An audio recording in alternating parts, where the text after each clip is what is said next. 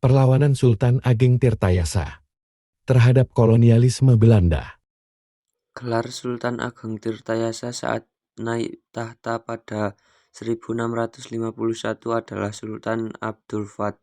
Di bawah pimpinannya, Kerajaan Banten mencapai puncaknya dalam bidang politik, ekonomi, perdagangan, keagamaan, dan kebudayaan. Dalam bidang politik, Kerajaan Banten terus-menerus melawan kolonialisme VOC, baik di darat maupun melalui laut. Sejak sebelum Sultan Ageng Tirtayasa berkuasa, Belanda selalu berusaha menghalang-halangi perkembangan perdagangan Banten yang dikhawatirkan merugikan perdagangan VOC di Batavia atau Jakarta.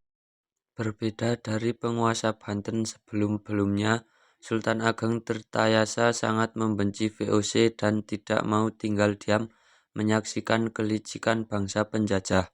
Salah satu bentuk perjuangan Sultan Ageng Tirtayasa adalah melakukan penyerangan dengan sistem gerilya terhadap Batavia lewat darat dan serangan-serangan kecil melalui laut.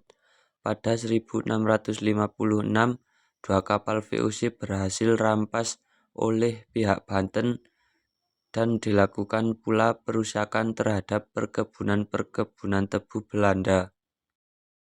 Sultan Ageng Tirtayasa juga menolak menerima utusan Belanda. Kondisi itu membuat Belanda gerah dan memblokade pelabuhan Banten untuk merugikan perdagangan kerajaan. Salah satu pertempuran melawan VOC yang terkenal pada masa Sultan Ageng Tirtayasa adalah peperangan di daerah Angke, Tangerang 1658 sampai 1659. Peperangan itu diakhiri dengan Perjanjian 12 Pasal yang disepakati pada 10 Juli 1659. Salah satu isi perjanjian tersebut menyatakan bahwa Banten tidak lagi bisa mengadakan perdagangan dengan Maluku. Akan tetapi Belanda bersedia membayar kerugian-kerugian yang diderita Banten. Setelah perjanjian itu, Sultan memperkuat pertahanannya dengan membangun keraton di Tirtayasa, membuat jalan dari Pontang ke Tirtayasa, dan membuat persawahan di sepanjang jalan tersebut, serta mengembangkan permukiman di Tangerang. Selain itu, salah satu kebijakan yang dilakukan oleh Sultan Ageng Tirtayasa di bidang perdagangan internasional adalah memperkuat hubungan dengan pedagang asing. Misalnya para pedagang dari Iran, India, Arab, Inggris, Perancis, Denmark, Jepang, Filipina, Cina, dan sebagainya. Kemajuan perdagangan Kerajaan Banten pun dicatat dalam harian Belanda Dutch Registers yang menganggap situasi itu sebagai ancaman bagi kedudukan VOC di Batavia. Ketegangan antara Kerajaan Banten dan VOC terus berlangsung selama beberapa tahun berikutnya. Banten berhasil mendesak kedudukan Belanda di Cirebon, Citarum, bahkan Batavia.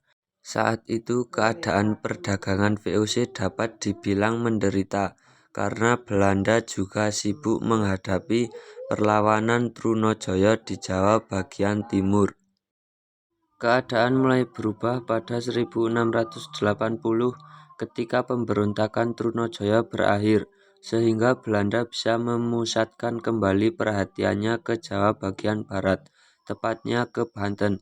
Pada 10 November 1681, Sultan Ageng Tirtayasa mengirim utusan diplomatik ke Inggris di bawah pimpinan Tumenggung Naya Wipraya dan Jaya Sedana.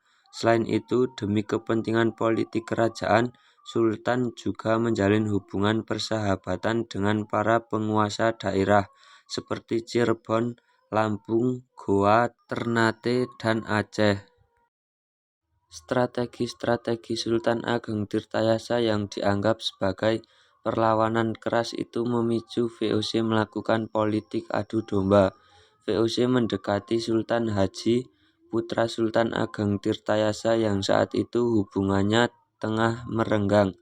Siasat VOC pun berhasil, hingga Sultan Haji mau bekerja sama dengan Belanda demi meruntuhkan kekuasaan Sultan Ageng Tirtayasa.